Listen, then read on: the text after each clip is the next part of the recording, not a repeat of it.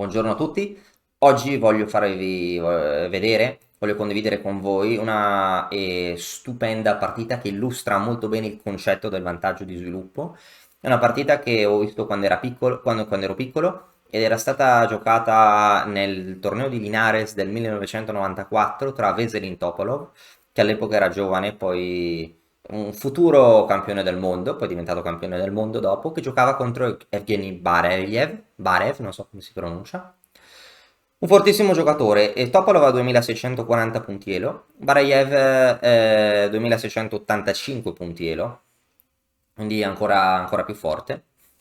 E Barayev forse gioca una delle partite più belle, più spettacolari che abbiamo visto, che fa ben vedere come il vantaggio di sviluppo sia molto importante, fa vedere come il materiale senza lo sviluppo sia inutile. Vediamo la partita. Il bianco, Topalov gioca e4, Bareyev gioca la francese, e6. D4, D5, cavallo C3, cavallo F6 e ora Topalov gioca alfiere G5.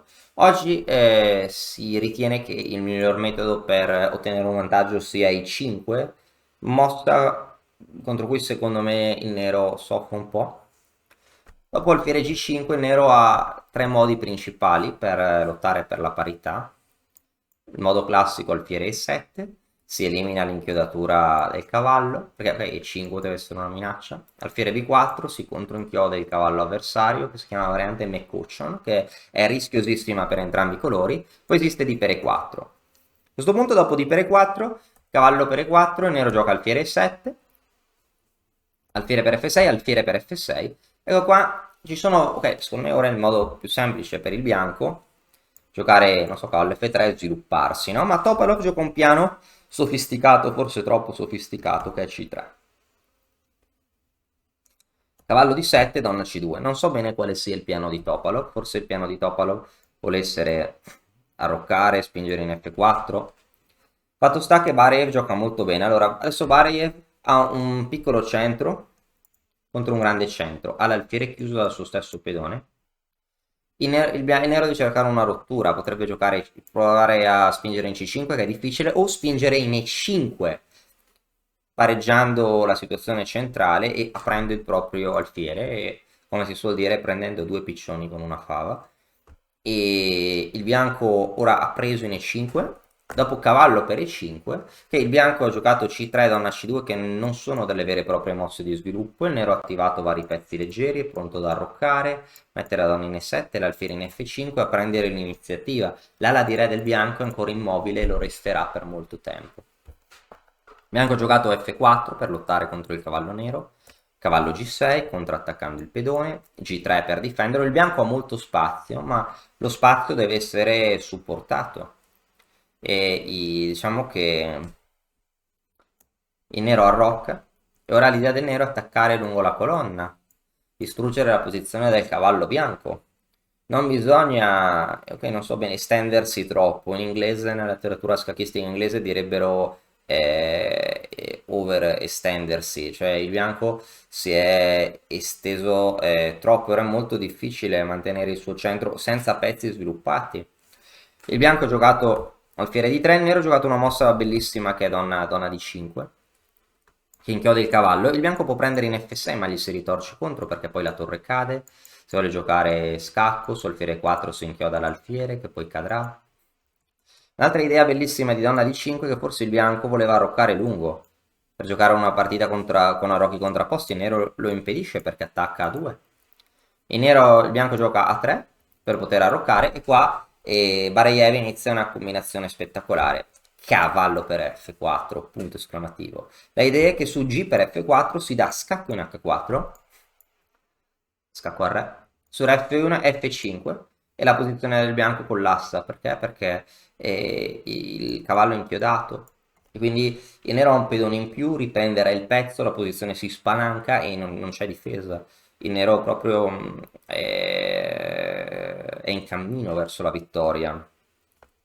Il bianco, però, Topalov, dopo cavallo per F4, provò a sorprendere Barayev e giocò cavallo per F6, G per F6, alfiere per H7 scacco, re G7, donna E4.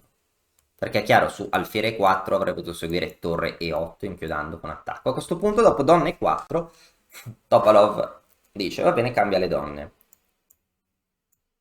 Se si cambiano le donne, il peggio è passato, non si riceverà più matto, il cavallo è sotto attacco, il bianco dovrebbe difendersi. Ma ora una combinazione così bella che, non so, è quasi commovente. Due punti esclamativi. Torre E8. Si sacrifica la torre per allontanare la donna bianca dalla difesa. Il bianco accetta garbatamente. Ora su donna per H1 seguirebbe donna G8, il bianco avrebbe controgioco, poi il bianco può arroccare, il bianco starebbe bene, ma le idee del nero dopo donna per 8 sono diverse. Dopo donna per 8 che si gioca in partita, il nero... Ok, una torre non è abbastanza. Alfiere F5. Alfiere F5, due punti esclamativi. Si sviluppa un pezzo, si attacca la donna, si chiude l'alfiere. A questo punto il bianco deve accettare la donna, perché se il bianco non accetta la... gioca tipo donna E7, su donna E3 non so, c'è già un attacco doppio. Donna E7, non so, il nero vince, non so, cavallo di 3. Su re F1, non so, alfiere per H7.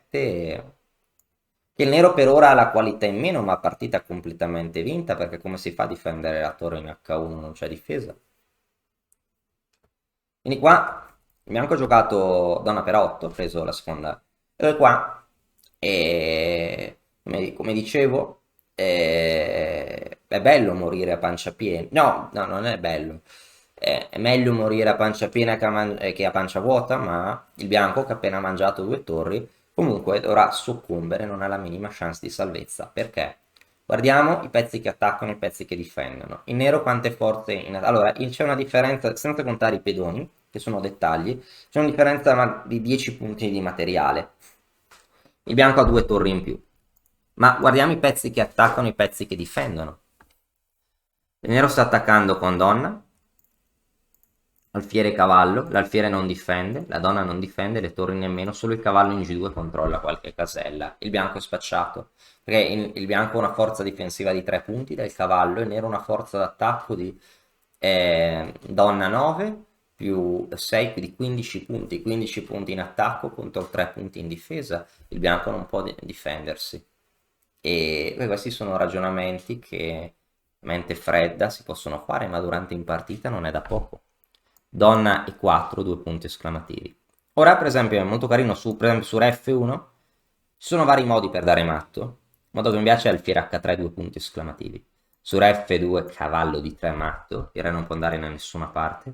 Tutte le caselle sono controllate. Su cavallo per H3, donna E2, il cavallo smette di controllare questa casella e matto. Matto anche così, si può scegliere come. Se Re prova a scappare in D1, la fine dovrebbe essere simile. Scacco, Re E1, cavallo di 3, Re F1, donna F2 matto. Bianco ha giocato Re F2, ma non riuscì a salvarsi. Donna G2, Re 3, cavallo di 5. Ora il re bianco deve andare verso il centro, a questo punto ci sono vari reti di matto, donna di 2 fu giocata. Su re C4, cavallo B6 vince, il bianco prova a giocare re C5, ma ora il re bianco è solo nello schieramento dell'avversario e per vincere basta catturare il re, non bisogna mangiare tutti i pezzi come a dama. Quindi ora donna e 3, due punti esclamativi, su re per D5, alfiere e 6, scacco matto lungo le diagonali, bellissimo. Il bianco perde. Bravissimo Bareyev. Su re b5 seguirebbe scacco in b6, re c4 e cavallo e 3 matto. Il re da solo viene cacciato. Bianco giocò re c4, cavallo b6 e abbandonò. Perché il bianco abbandonò? Perché su re b3, su re b5 potrebbe seguire donna di 3 scacco, re a5, donna a 6 scacco, re b4, donna c4 scacco e donna 4 matto. Su re b3 potrebbe seguire donna e6, su c4 donna per c4 e matto, su re b4 scacco e matto. Quindi Molto curioso come i pezzi sono spettatori inermi. Il bianco ha un'armata molto più grande, ma non può resistere. Non può resistere. Il re è rimasto esposto e nero più attaccanti. Questa secondo me è una partita stupenda, una bellissima lezione di Bareyev sull'importanza dello sviluppo. Il primo grande teorizzatore del vantaggio di sviluppo, per curiosità, è stato forse uno dei più grandi giocatori di tutti i tempi, che è stato Paul Morphy, giocatore dell'Ottocento, un giocatore statunitense, che già è stato il primo a teorizzare l'importanza di questo tipo di vantaggio ed è qualcosa di consolidato ai nostri giorni. Ci sono moltissimi esempi. Questo di Bareyev è uno dei più belli. Magari in futuro posso provare a selezionare qualche partita di Morphy, dell'inventore, del teorizzatore del vantaggio di sviluppo. Spero che la partita vi sia piaciuta. Alla prossima. Grazie. E ora per continuare che cosa posso fare? Beh, innanzitutto ti consiglio di iscriverti al nostro canale in modo tale da non perderti le nuove video lezioni. E poi puoi vedere il video che è stato più cliccato in questa settimana. Ci vediamo, ciao!